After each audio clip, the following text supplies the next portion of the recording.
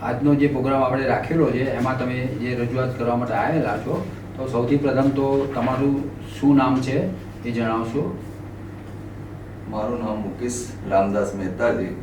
હું કાળુપુર સ્વામિનારાયણ મંદિર જાગૃત પોળ નંબર 658 મારું ઘર છે.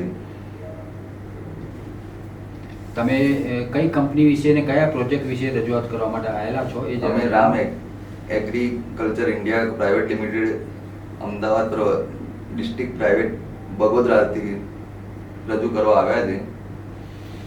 તો તમે શું રજૂઆત છે? તમે એમાં કઈ પ્લોટ રાખેલો છે કે દસ્તાવેજ કરાવેલો છે?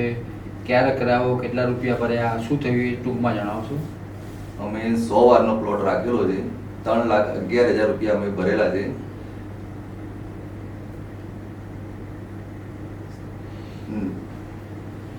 દસ્તાવેજ 3,11,000 નો કરેલો છે. તમે જે દસ્તાવેજ કરાયો તો એ દસ્તાવેજની જમીન ક્યાં આવેલી છે એ કંપની તમને બતાવી ખરી? ના, એ કોઈ ઉલ્લેખ થયો નથી. તો પછી એ પ્લોટને લગતા પ્લાન પેપર્સ, લીગલ પેપર્સ એવું કોઈ કંપનીએ તમને આપ્યું? ના, મારી જો દસ્તાવેજ ને પૈસા ભરેલાની પહોંચ છે. એ નહીં, Allotment letter છે. દસ્તાવેજ થયો તમારા, દસ્તાવેજને લગતા પ્લાન કે પેપર્સ એવું કશું તમને કંપની આપ્યું છે? ના, એવું નથી મારી. તો શાના ઉપરથી ખબર પડે કે તમારો પ્લોટ ક્યાં આગળ છે? એ તમને ખબર પડે ખરી એમાં? એની એ આપેલું છે.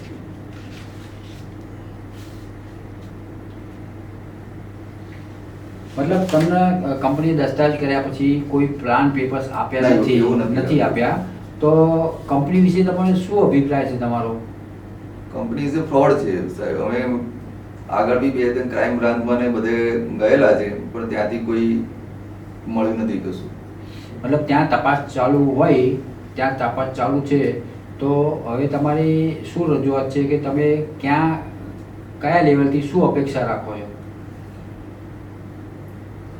અપેક્ષા તો અમને રિટર્ન પૈસા મળી જાય. એમાં કોણ મદદ કરી શકે તમને? હવે સરકાર મદદ કરે તો વધારે